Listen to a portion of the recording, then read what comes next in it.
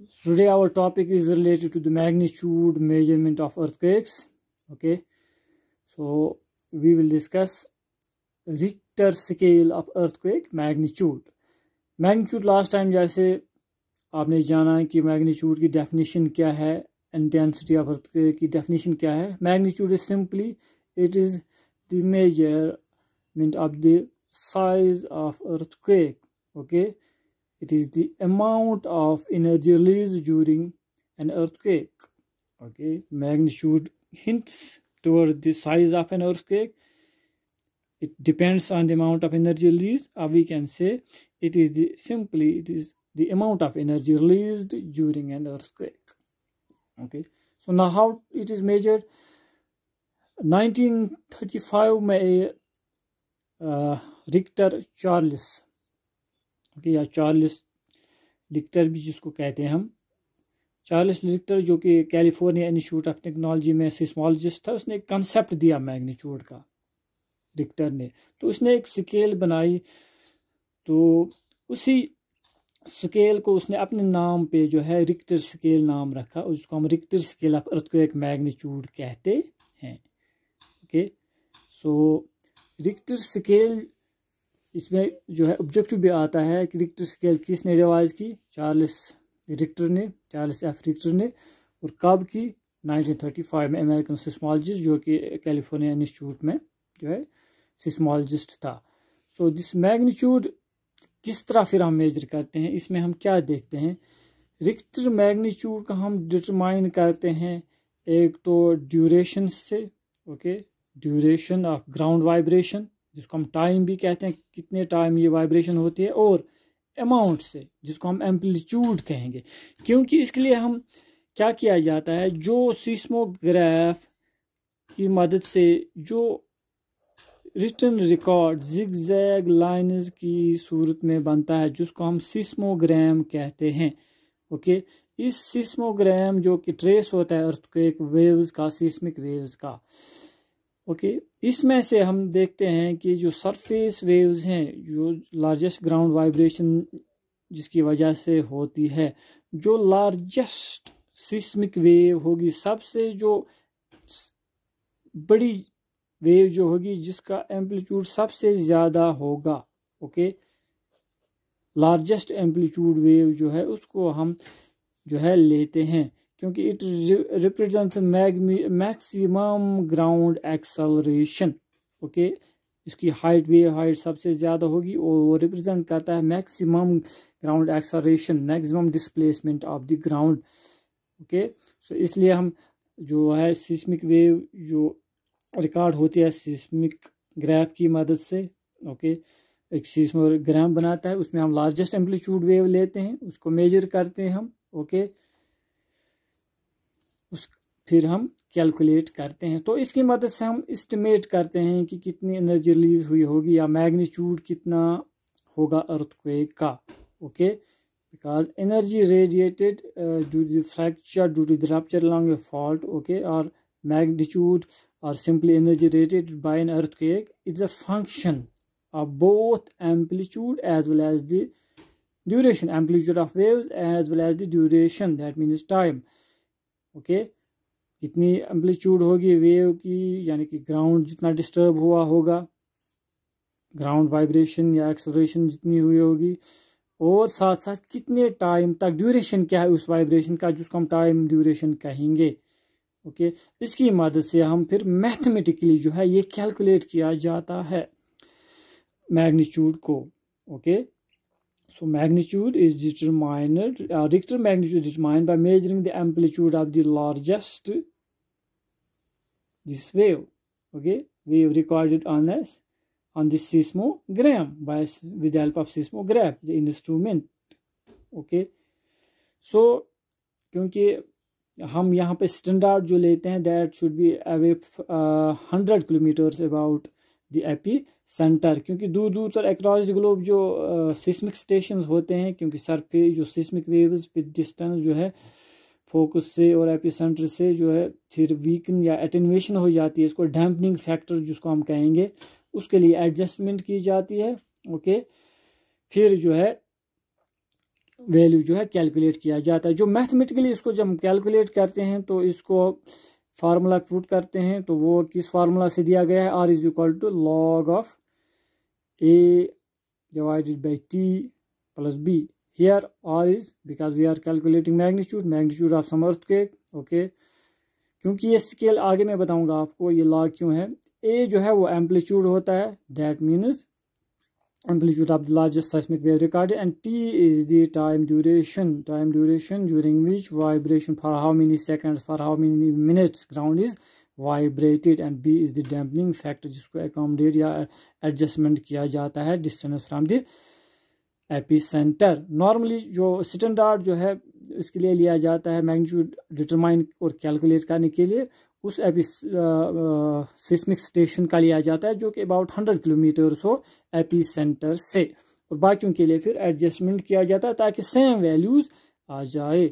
Okay, जैसे last time मैंने कहा था कि इंटेंसिटी जो है वो अवे फ्रॉम द डिस्टेंस जो है वो away from the AP centre वो डिक्रीज हो जाती है, चेंज हो जाती है। मान लीजिए यहाँ पे अर्थक्वेक आया है, तो जब वेव्स जहाँ पे जनरेट होंगी, जो जब वो सरफेस पर पहुँचेगी, ओके, ये जो है ये फोकस होगा, ये एपिसेंटर होगा, यहाँ पर सबसे ज़्यादा एम्पलीट्यूड वेव की होगी, सबसे ज़्यादा इंटेंसिटी, और यहाँ पर होगी वाइब्रेशन भी, ग्राउंड मोशन और डैमेज भी होगा। लेकिन अवे फ्रॉम दिस जो है इंटेंसिटी कम होती है, लेकिन जो मैग्नीट्यूड जो होगा, ओके, मैग्नीट्यूड के लिए सेम वैल्यू आता है और कुछ एडजस्टमेंट करना पड़ता है डिस्टेंस के लिए। Energy release same everywhere, intensity varies.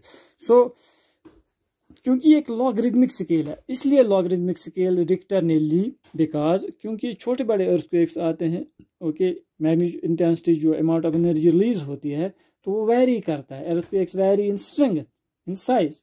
Okay, बड़े अर्थक्वेक्स उनमें ज़्यादा एनर्जी रिलीज होती है, वो ज़्यादा बड़े ट्रेस जो है वेव्स का बनाते हैं, एम्पलीट्यूड भी ज़्यादा होगा। और छोटे छोटे अर्थक्वेक्स उनका एम्पलीट्यूड बिल्कुल कम होगा बड़े अर्थक्वेक्स या वीक ट्रेमर्स का के नस्बत। ओके, यानी कि वीक ट्रेमर्स से जो एम्पलीट्यूड होगा या ट्रेस जो बनेगा उसका जो है वो हाइट जो होगा, वेव हाइट, वो कम होगा बनस्बत जो बड़े अर्थक्वेक्स होंगे। तो इसको अकोमोडेट, ये वाइड वेरिएशन अकोमोडेट करने के लिए रिक्टर ने लीनियर स्केल नहीं ली। ओके, जो उसने स्केल ली, ओके, डिटरमाइन और कैलकुलेट करने के लिए, वो उसने लॉगरिदमिक स्केल ली। Logarithm means it increases exponentially. Logarithmic scale जो है वो एक्सपोनेंशियली उसमें वैल्यू इंक्रीज होता है बनस्बत सेम जो आप स्केल में देखते हैं, लीनियर स्केल 1 सेंटीमीटर 2 सेंटीमीटर, वहाँ पर 1 यूनिट खाली इंक्रीज होता है। लेकिन यहाँ पर जो लॉगरिदमिक स्केल है इसमें जो इंक्रीज होता है दैट इज़ 10 फोल्ड, 10 गुना ज़्यादा इसमें जो है स्ट्रेंथ या वैल्यू इंक्रीज होता है, इसलिए इसको हम लॉगरिदमिक स्केल कहते हैं। तो लेकिन मैग्नीट्यूड वैल्यूज जो हम देते हैं, वैल्यू जो आता है वो कोई नंबर होता है 1 2 3 4 5 just like that, and this magnitude value it is depends on the or it is the basis of the amount of ground shaking or displacement produced, that means amplitude produced. Okay, then क्योंकि ये logarithmic scale है, इस means कि इसमें जो है 10 गुना या 10 times जो है इंक्रीज होता है वैल्यू। ओके, तो it measures values, okay, on factor of 10, okay, on this logarithmic scale, that means it gives the power, it grows by the power 10। मिसाल के तौर पर यहाँ मैं आपको बताऊंगा, अगर आप just like this 10 raised power 0 is equal to 1, 10 raised power 1 is equal to 10, 10 raised power 2 is not equal to 20 but it is equal to 100, 10 raised power 3 is not equal to 30 but it is 10 into 10 into 10, 10 is 100 and 100 tens are just like this 10 multiplied by 3, 10 is power 3, that is 1000. So this is 10-fold increase. This is logarithmic, arithmetic in nature progression. So इस ये indicate क्या करता है, क्योंकि जो हम value देते हैं मैग्नीट्यूड को 1 2 3 4 जस्ट लाइक दैट, सो अगर एक वैल्यू इन फॉर एग्जांपल यहाँ पर मैग्नीट्यूड दिया, अगर एक वैल्यू इन 2 हम लेते हैं, अगर इससे एक वैल्यू इंक्रीज होगा तो 3 आएगा, और इंक्रीज होगा तो 4 होगा, इससे एक वैल्यू डिक्रीज होगा तो 1 होगा। तो ये इंक्रीज जब एक पॉइंट या एक वैल्यू मैग्नीट्यूड का होता है तो वो ये इंडिकेट करता है कि इसमें जो स्ट्रेंथ जो है इंक्रीज जो है वो 10 फोल्ड होगा। अगर इसमें 2 मैग्नीट्यूड में अगर 1 मिलीमीटर जो है डिस्प्लेसमेंट हुआ है और 3 में जो हो 10 टाइम्स जो वेव एम्पलीट्यूड होगा, अगर ये 1 है ये 10 होगा। ओके, 4 में 1000 होगा displacement, 1000 100 mm. Okay, so it is 10 times greater. So that means for an increase of one value in amplitude means the size or strength of the earthquake is 10 times greater than the previous one. Okay, 3 is 10 times more powerful than 2. That means there is 10 times, the wave amplitude will be 10 times more than the 2, and 4 will be 100 times more than 2. You're getting? Just like that. So this is 10-fold increase in size of the seismic waves, amplitude of seismic waves, of strength of seismic waves. So, and the energy release, it is about 30-fold. 30-fold increase in what? 30-fold increase in energy. 10-fold increase value में होता है, magnitude में या wave amplitude में होता है, wave strength में होता है, लेकिन जो एनर्जी रिलीज होता है दैट इज अबाउट 30-fold. अगर 2 अर्थक्वेक को लेंगे और फिर 3 अर्थक्वेक को हम लेंगे तो एनर्जी जो है 2 की नस्बत जो है 3 वाले में जो है 10-fold इंक्रीज, 10 टाइम्स जो एम्पलीट्यूड वेव ज़्यादा होगी, लेकिन जो इंक्रीज वहाँ जो एनर्जी रिलीज होती है वो 30 गुना ज़्यादा होगा बनस्बत 2 के। और 4 में जो 100 मिलीमीटर वेव एम्पलीट्यूड या वेव साइज होगा, लेकिन जो एनर्जी इंक्रीज होगा that will be equal to 30 into 30. Okay, वो इंडिकेट करेगा 0